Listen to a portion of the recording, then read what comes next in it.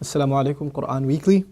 I wanted to share some insights from an ayah once again with you. أعوذ بالله من الشيطان الرجيم وأنذر عشيرتك الأقربين واخفض جناحك لمن تبعك من المؤمنين رب اشرح لي صدري ويسر لي أمري واحلل عقدة من لساني يفقهوا قولي. The Prophet ﷺ was told at the end of Surah Al-Shu'ara, warn the closest family members that you have. The Prophet ﷺ gave a lot of concern and priority to his own family and making sure they get the message of Islam. But before we talk about delivering the message of Islam to our family, we have to talk about having a healthy relationship with them. A lot of times, our communications with our family are really, really bad. We're not good listeners. We don't really have the sensitivity to understand things from their point of view. This can happen between husband and wife, and parents and children, and siblings with each other. A lot of times we say the most mean things to one another because we're family. What are you going to do anyway?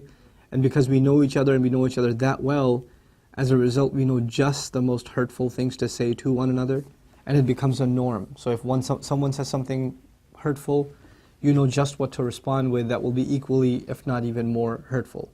And over time, this creates a very ugly relationship between people in a household. Again, that could be between siblings, parents, and spouses, that this sort of thing can happen.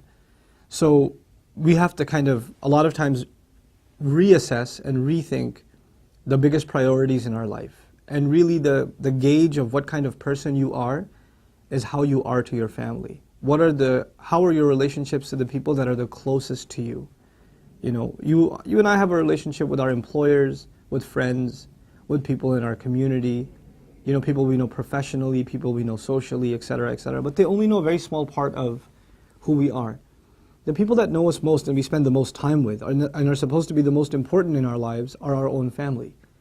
And unfortunately, they see the ugliest side of us. They see the meanest, most insensitive, most dismissive, most condescending side of us. And so one has to kind of take a step back and say, what have I become? What kind of person am I that I don't even have a healthy relationship with my mother, with my father? I can't even carry a normal conversation with him. I haven't talked to my wife forever. And if I do, I just ask her, where are the keys? Or, where's the cell phone? Or did you send that letter? Or some shallow conversation. And when she talks, I'm not even really listening. I'm just kind of, sure, yeah, okay. Like that, like dismissive. And she knows that. And then you wonder why she's always talking to her friends, and why she's never talking to you. And when you say something, she doesn't respond because she knows you're not really listening and you're not understanding. And it goes both ways, husband and wife and husband. So one has to kind of really think long and hard about what kind of person you and I may have become. And by the way, this happens not just to people that aren't very religious. This happens to anybody. Religious, non-religious doesn't even matter when it comes to this. It's just a personal thing. And we become, for men especially, I'll address men in this talk a little bit. We're not naturally very expressive with our emotions. We're not naturally as sensitive as women are, as the women in our family are. So we assume that what we are doing is not having emotional consequences at home. You go home and you just start watching YouTube, or you start watching the news, or go on your computer for hours and hours, or talk to your friend or whatever. You don't feel like you did anything wrong, but your family feels like you abandoned them. You don't care about them. You're just doing your own thing. You didn't give them any time. And you have to be able to change yourself, you have to kind of really put yourself in somebody else's shoes. Your wife's shoes, your children's shoes, your parents' shoes. Try to see things from their point of view. That does not come naturally, and it's not easy for us. And then once you do, to be able to admit and to apologize to your family that I have done something wrong. I know you can think of 1,000 things that they've done wrong, but you have to start with yourself. You're the head of the household. You have to start with yourself. And it's going to be difficult. When you bring up things like that, look, I've been ignoring you. I know I've been ignoring you, and I shouldn't be. I'll try to be a better listener. You will hear some very hurtful words in response because they're not expecting you to admit to these things. And if you finally are like, yeah, you better admit that, you have no idea how bad you are. And then you'll get defensive. The first thing that happens when somebody's criticized, if they admit, they're opening themselves up for criticism. So when they open themselves up like that, then they're open to criticism. And when they are, your natural response is to get defensive. That's the time at which you cannot allow to become defensive. That's what you've been doing all this time anyway. Don't become defensive. Just take it and try to resolve it. Your job is to not win an argument or to get the upper hand at the end of the day. Your job is to have a better relationship, to have a better friendship with your wife, to have a real relationship, a meaningful relationship with your father and your mother, to have a sound relationship with your siblings. This is first. You know, a lot of times some of you, they have a kind of a religious transformation, and they were a certain kind of person before and they became religious. And obviously their family is not that way, so they have a hard time communicating with their family. And they try to just kind of shove Islam down their throat and say, the Prophet was told, أَنذِرْ عَشِيرَتَكَ الْأَقْرَبِينَ. Well, he was told that because he was already the best to his family. There was some foundation already there. He could build upon that and warn them. If you have no relations with your family like that, if you don't have a healthy relationship with your family, anything you say, including Islam, has no weight. Islam is just one of many other things that you say that don't carry much influence. So we really have to think very long and hard about all the lectures and talks and things we listen to and advice we take in. How is that changing me as a person? And the easiest way to gauge how you've changed as a person is how your closest relationships have gone through a change. How sensitive have you become to those closest of your relationships? Because at the end of the day, that's a pretty good reflection of who we are. That's a very good indication of where we stand, It's easy to speak to strangers. It's easy to give a talk before a camera. That's easy. The hard part is mending relationships you have to deal with off the camera. The people you have that are around you that have expectations of you, and you have expectations of them, and you have to deal with them in the closest and the most intimate of ways. So I pray that all of us become people that have sounder, healthier, growing relationships that are based on open, respectful communication, that we're tolerant towards one another, that we're able to use kind words towards each other and appreciate things. I didn't talk about appreciation in this talk, but part of open communication is not just complaining about what you think is wrong and venting out your feelings.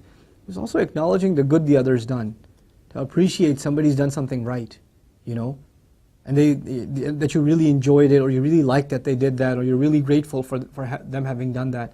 Mentioning these things, never assume your family knows. Nobody knows how you feel. They don't know.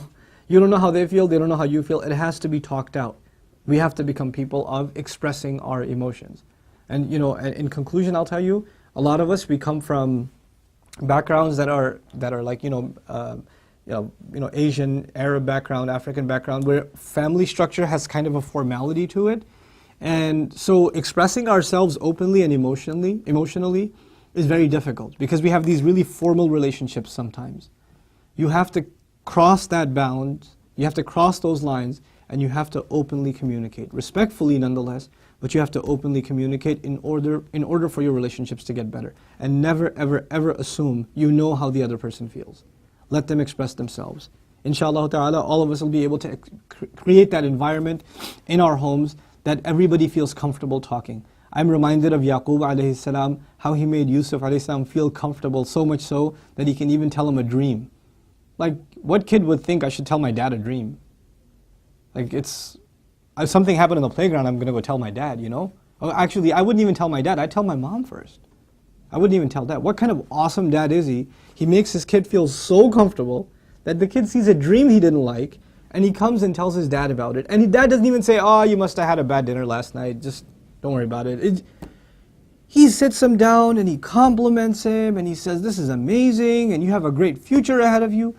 Why do you tell a child he's got a great future ahead of him, Allah will complete His favor upon him, after he sees a dream? Because he knows, as a sensitive father, the most important thing to a child is to be reassured. He's reassuring his son. In the Quran, Allah recorded this for us to know. That's how we're supposed to be, sensitive family members, sensitive leaders, real listeners. Sensitivity is the same as being good listeners. We have to be good listeners and then respond indicating that you really, really listened. And then finally he warned him and said, "Look, don't tell your son, don't tell your brothers, you keep this to yourself," etc. SubhanAllah, it's really beautiful. So we have to become people like that. May Allah Azza wa Jalla help us learn lessons from the great characters of the Prophets ﷺ. The Prophet ﷺ told us, "Khayrukum khayrukum li ahlihi." The best of you are the best, the ones that are the best to their families. "Wa ana khayrum minkum li ahli." And of you, I am the best to my own family. So may Allah help us emulate the character of the Messenger ﷺ in our family lives. Barakallahu li wa lakum. Assalamu alaikum. Quran Weekly. Assalamu alaikum. Quran Weekly. The Prophet ﷺ told us, "Ad-dallu ala al-khayr kafa'ilihi." The one who points to something good gets the same reward as the one who did the good itself. Do me a favor and do all of yourselves a favor and share in the goodness if you benefited from these talks and these videos. Make it a point to share them with friends and family and get the word out. This is such an awesome project. I really, really appreciate the effort Quran Weekly folks have made.